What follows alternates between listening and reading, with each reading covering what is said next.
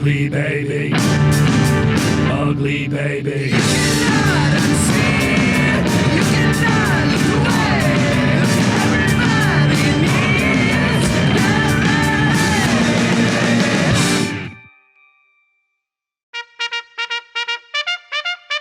The Battle of Steveland and Horseburg. Supreme Overlord Steve ruled Steveland for as long as anyone could remember. And since Steve was Steveland's one and only inhabitant, he remembered having ruled forever. When Divine Empress Lucia arrived with her teams of horses, Supreme Overlord Steve was at first excited about having company. It was lonely in Steveland, as it was in all of the lowlands. But being a Divine Empress Lucia demanded her own territory and argued that there was plenty of room in the lowlands for Lucia to have her own empire next to Steve's Steveland. Being a Supreme Overlord Steve was not threatened by a Divine Empress, and in an attempt to be a gracious host, he allowed for Lucia to build her empire. Build away, Divine Empress. Build your little town or whatever it might be. You could build for years, build for a lifetime, and it would still pale in comparison to the glory of Steveland. Oh, thank you, Supreme Overlord Steve. But you know there is only one way to truly gauge how great a territory is. And what might that be? Why, the number of people, of course. How many residents do you have in Steveland? Counting me? Yes, counting you. Let me see, that would be 1. Perfect. I am currently the only resident of what will be Horseburg, so we are beginning from a place of fairness. Divine Empress Lucia, I have been here my entire life. People rarely come to the lowlands, and even if they do, they never stay. Believe me. Excuse my bluntness, Supreme Overlord Steve, but do you not have horses? No. I do, and people love horses. They will stay for horses. Divine Empress Lucia was right. Before she even began building, her horses caught the eye of some people who appeared on the horizon. Hey, everybody, look at that lady. She's got horses. I love horses. We all love horses. Let's follow her. People, wonderful. I knew you would come.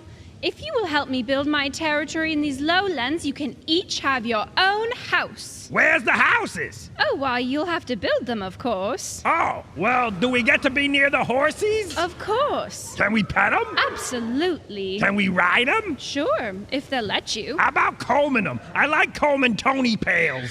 You mean ponytails? I don't. I'm talking about those long horse butt hairs. What are you talking about? The same thing. Right, Tony pails. Can we comb them? Yes. All right, lady, you got yourself a deal. Who are you anyway? I am your Divine Empress, Lucia. You hear that, everybody? We got houses, horses, and an empress. That's Divine Empress. Pardonnez-moi. We got houses, horses, and the Divine Empress. It's a good day to be a people.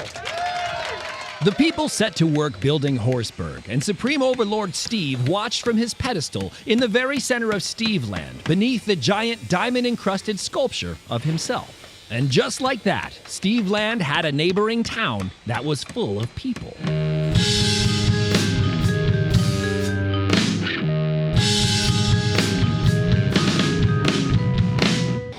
This guy is Gangster Zero Boy, and he likes to get blob and gangster around the city.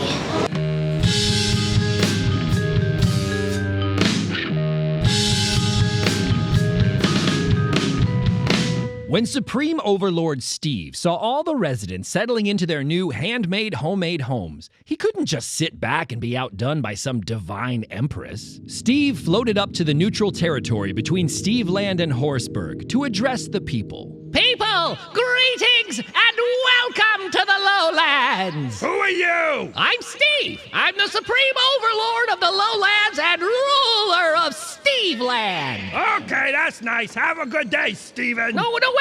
You should come live with me in Steveland. You got horses? I don't have any horses. So why should we live with you? Because I'm Steve. Sorry, Steven. The lady gave us horses. So, we're pretty good over here. Okay, then. If you move to Steveland, I will give each of you $1 million. $1 million? Okay, people, pack it up. We're moving to what'd you call it? Steveland! We're moving to Steven's land with some rich guy named Steven. It's Steve, Supreme Overlord Steve. With Supreme Overlord Steven. No, just Steve. Supreme Overlord Steve. Okay, Steven, that's nice. The people moved their houses from Horseburg to Steveland, and that first move set off a tit-for-tat spat between the neighboring rulers. Tit-for-tat spat, tit-for-tat spat. Tit-for-tat spat, tit-for-tat spat. Divine Empress Lucia announced to the people of Steveland that if they returned to Horseburg, they would receive an unlimited supply of cheese puffs, which, if you know anything about how many cheese puffs the average person consumes, it's significantly more than $1 million worth over a lifetime. Out came the hammers and the moving boxes, and the people and their houses went back to Horseburg. That's it, people! We're moving! The ladies got cheese puffs and horsies! We're rich with money and puffs, and we have horsies! And a divine empress. Yeah, that too! It's a good day to be a people!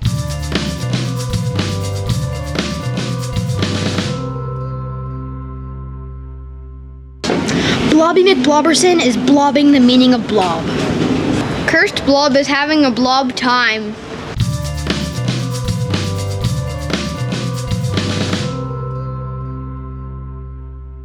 Supreme Overlord Steve was an excellent baker, and as he was busy baking delicious cakes to entice the people to return to Steveland, the lowlands filled with the warm, sweet scent of chocolate cake.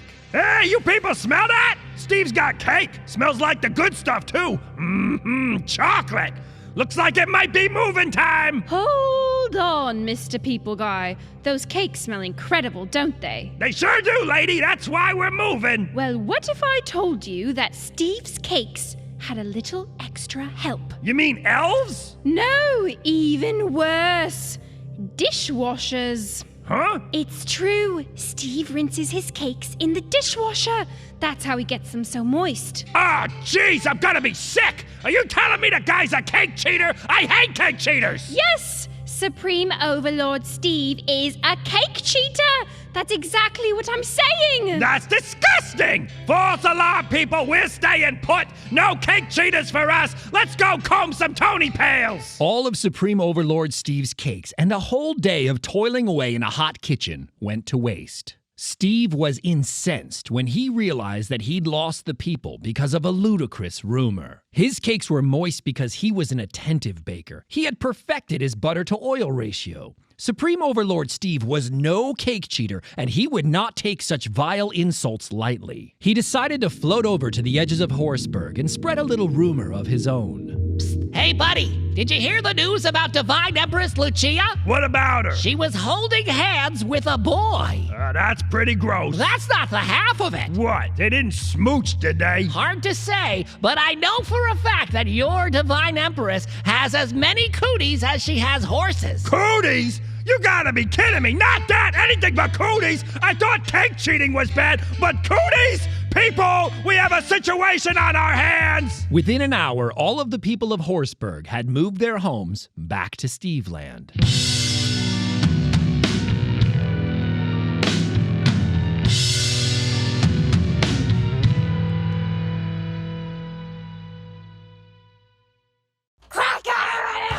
Once upon a time, there was a person named Cracker. He looked like a cracker and liked to eat crackers. One day he went to the pet shop and bought a parrot because the parrot seemed to like him. When they got back to Cracker's house, the parrot ate Cracker. Then the parrot went to the fridge and found some actual crackers.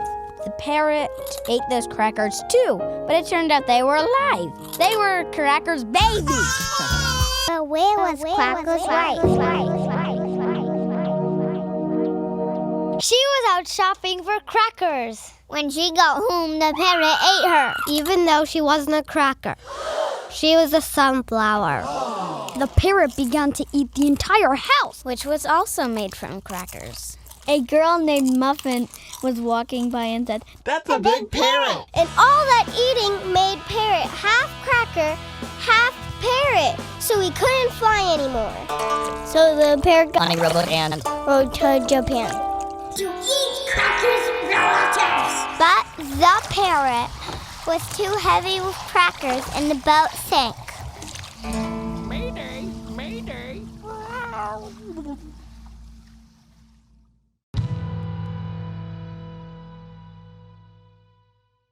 Divine Empress Lucia was not a quitter. She could have gone down the path of endless rumor milling, but instead, she decided to hit Supreme Overlord Steve right in the food supply by adding powdered fruit drink mix with exactly 0% fruit to the irrigation system of Steveland. When all of the crops of Steveland shriveled up into a sweet mush, the people had nothing to eat. They packed their things and moved back to Horseburg. Supreme Overlord Steve waited until all the residents of Horseburg were asleep, and then he called them, one by one, and pretended to be Divine Empress Lucia. Hello, who's this and what do you want? Hello, cheerio, ringy dingy tip top, have a biscuit, drive a lorry, it's me, your divine princess Lucia, or Lulu to you, but not Lou because that's a toilet. Do you want to talk? I love to talk. We can talk about me, or how great I am, or about what it's like to be divine, you know, whatever. As long as we're talking and talking about me, please talk with me. Hello? Of course, no one wanted to talk. They wanted to sleep, but the calls kept coming. So the people went back to Steveland. When they arrived, Supreme Overlord Steve ordered pizzas for everyone, so there was plenty of food to go around. They had a huge pizza party and a great night's sleep. When they awoke the next morning, Divine Empress Lucia had covered Steveland with banana peels, making it a slippy, trippy mess. Oh man, this is not cool, not safe, and not fun. We're out of here. People, grab as many banana peels as you can and put them under your houses. We're sliding back to Horseburg pronto. Let's go. As a welcome back gift, Divine Empress Lucia bought the people brand new cruiser bikes. But upset and angry that he was losing yet again, Supreme Overlord Steve floated on ahead of the people and let all of the air out of their tires. Not enough to make them flat, just inconvenient and uncomfortable to ride. When they saw the squishy tires, the people were poised to turn back around and move again to Steveland. And they would have, if Dinosaur hadn't arrived.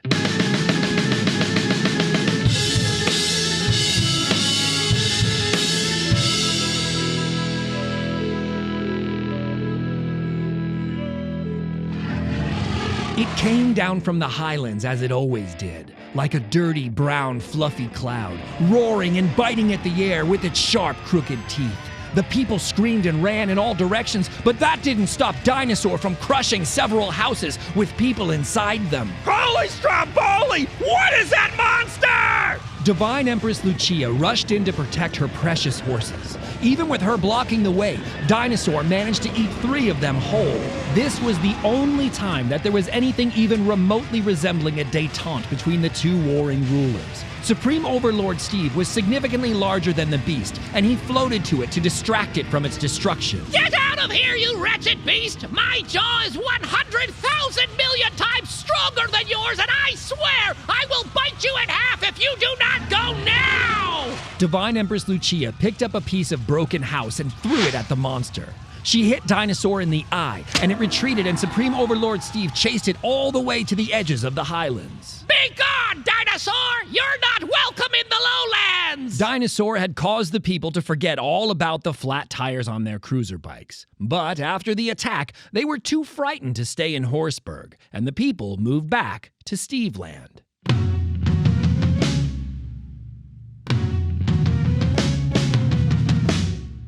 This is Blobby McBlobface. He starts fires.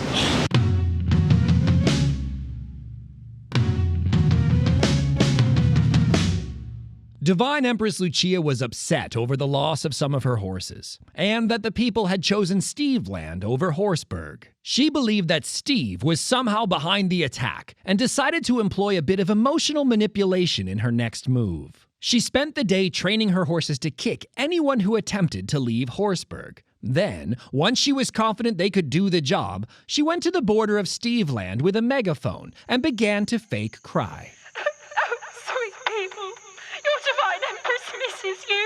Life is just not the same in Horseburg without you. It's called Horseburg, but really, it should be called Peopleburg because without you, the people, it's just some land, some horses, and that's all me. If you could please come back for just one night, you'll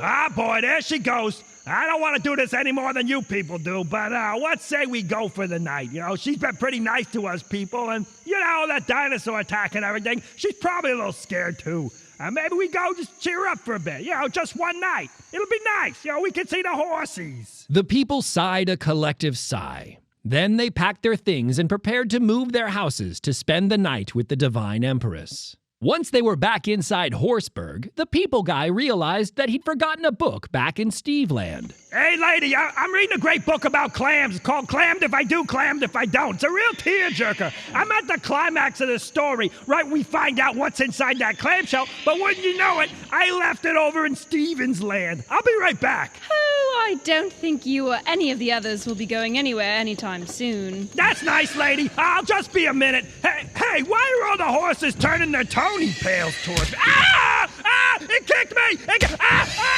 Make it stop, lady!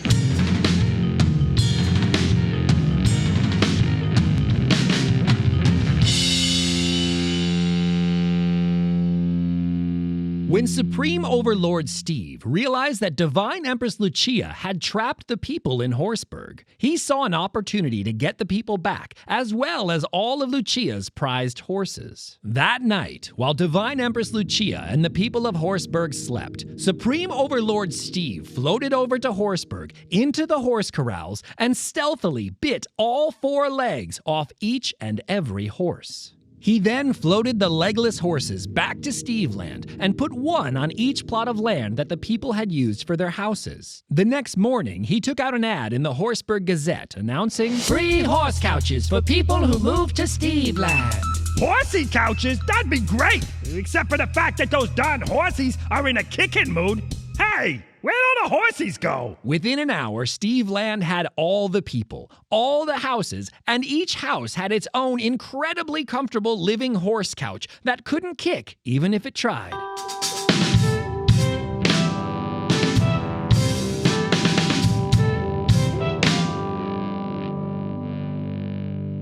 The Grandpa and the Rhino. Once there was a fat grandpa who was in love with the rhino. The fat grandpa slapped the rhino every day. And then the rhino would headbutt the fat grandpa in the stomach. One day, the rhino ran into the grandpa's house and ruined everything. Everything except for a golden statue of Royal Loyal Bob McBarton, which the rhino fell in love with. Oh, yeah. Grandpa lived on a pickle farm in a mountain. And since the rhino knew that the fat grandpa loved him, the rhino did not want to tell the fat grandpa about the statue. One day, the rhino and the statue both went missing. That day, the fat grandpa got a chicken that picked out his eyeball. The chicken found a snake in the yard and married it without ever knowing the snake's name. Little did the chicken know, the snake's name was Super Evil Head. The rhino realized the statue only loved him because he was a rhino and not for his personality. So the rhino returned to the fat grandpa's house. The grandpa searched everywhere for the statue. He even climbed a tree, but he was blind and fell out of the tree. Leaves and sticks filled his eye holes and he could see again. Super Evil Head ate the chicken and kidnapped the fat grandpa and the rhino. He wanted to kill the grandpa, but the rhino saved the grandpa by saying, "Banana!" They put Super Evil Head in a box and he rotted. The fat grandpa and the rhino ran back to the grandpa's house and started smooching.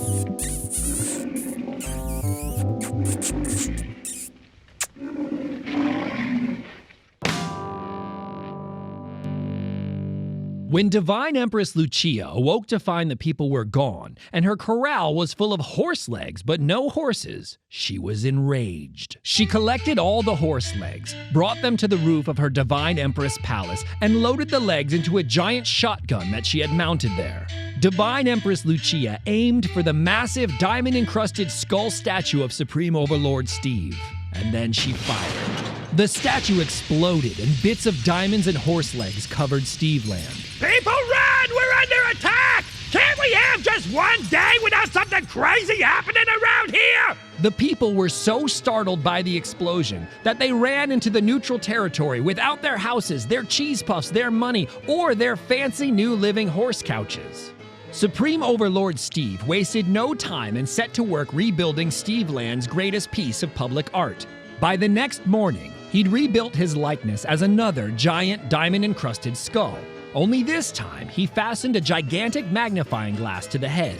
It stuck out of the top of the skull like a big, old-fashioned candy store lollipop. Divine Empress Lucia could see the skull and magnifying glass from Horseburg. What is he doing now? The sun provided the answer. As it rose behind the magnifying glass, its morning light was concentrated, intensified, magnified.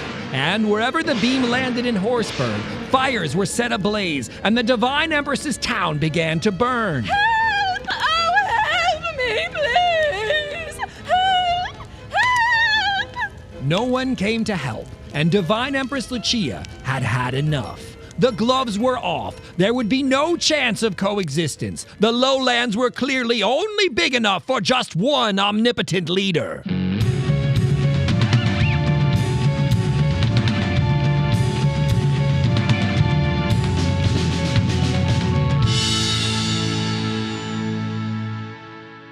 Banana boxer hero. One time, there was this normal guy called Johnson, but he had a secret identity. This secret identity was a superhero that fought bananas. Sadly, he lost an arm in the Great Banana War. He got it replaced by a robotic one that made him stronger. With his new arm, he decided to take on the mantle of the Peeler. One day, one of his opponents was a frog named Jerusalem Winston. She was so cute, the Peeler cannot fight her. The Peeler decided to hug her, and in doing so, accidentally squished her. The Peeler realized that he could destroy anything he touched, and so he put himself in solitary confinement. There, he met a rock who became his best friend. The rock's name was the Rock because he was very strong. The rock convinced the Peeler to break out of solitary confinement. He punched the wall with his robotic arm and lost control of it. Good thing all the sloth security guards were on their lunch breaks. It was then that a strange, dark feeling came over the Peeler. And he began punching himself uncontrollably. He was so good at punching himself, he became a professional boxer! And they pioneered the sport of self-boxing, where the motto was, go on, knock yourself out.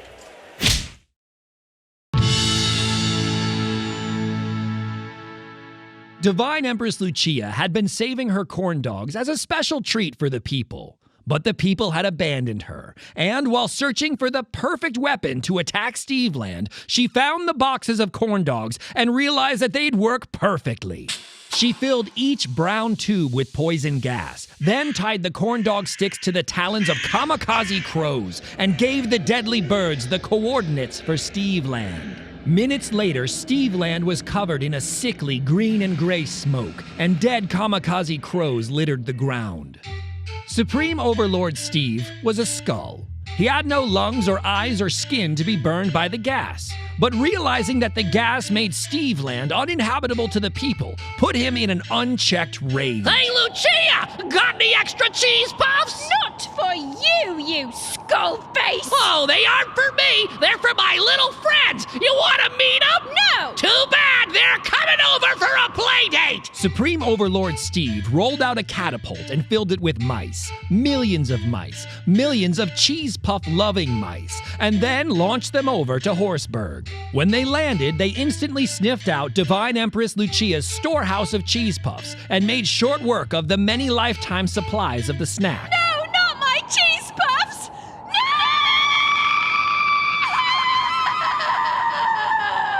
No! Divine Empress Lucia rolled out a vastly superior trebuchet and returned fire with a payload full of batteries. Batteries are mighty little objects that can power TV remote controls, robotic stuffed bears, and beeping games of all sorts. But they can also cause impressive damage. And as Supreme Overlord Steve found out, they hurt like the dickens when they strike you in the forehead. Ow, ow, ow, ow, ow, ow, not the D's! They're too big! Oh gosh, that hurts!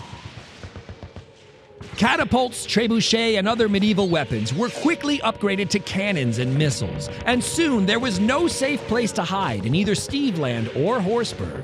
The people's houses were being destroyed, and the living horse couches tried to clumsily flop away from the melee like seals on hot pavement, with their uncombed Tony pails blowing sloppily in the wind.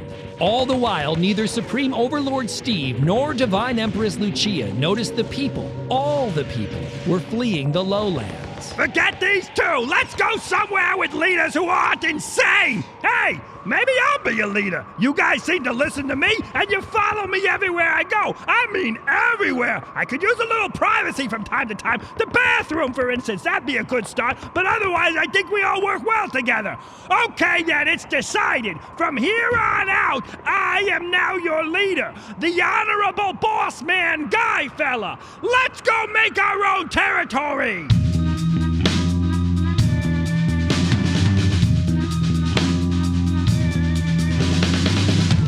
This is Corky, and Corky was in the Blob War.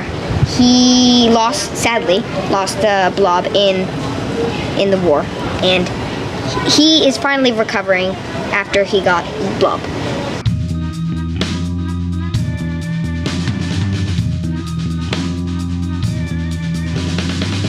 With both towns in near ruins, the Supreme Overlord and the Divine Empress were left aiming at each other's missiles in the sky.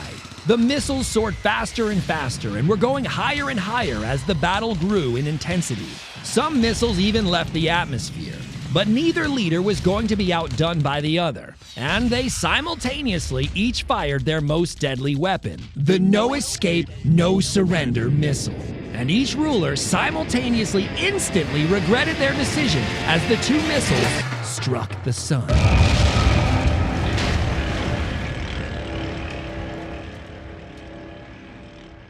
After the sun exploded, there was only darkness. In the distance, Supreme Overlord Steve and Divine Empress Lucia could hear the people screaming and the horse couches snorting in fear. Then, as if the sky itself had separated, there came a light from the highlands. Kids, what in the heckin' hootie is going on down there? Nothing, Mom. We're just playing and a light bulb broke. Somehow. We're fine. I'll clean it up. You're darn right you will. Dinner will be ready in half an hour, and keep it down there, okay? You're scaring Dinosaur. Yeah, but Dinosaur messed up our game again. Well, Dinosaur isn't screaming in the basement like you two, and Dinosaur didn't break a light bulb. Dinosaur also isn't talking back to his mom. Dinner in 30, got it? Yes, Mom. Sorry. Sorry, Mrs. Hatherford. Supreme Overlord Steve and Divine Empress Lucia agreed that the Battle of Steveland and Horseburg was a draw. Both of their territories were equally great, and both were equally ruined. They set to work, cleaning up the glass and broken bits of cheese puffs and this and that covered the basement floor. Dinner always meant the end of the battle, but tomorrow they would rebuild, bigger and better than ever, and then begin to destroy one another all over again, because that's what best friends do.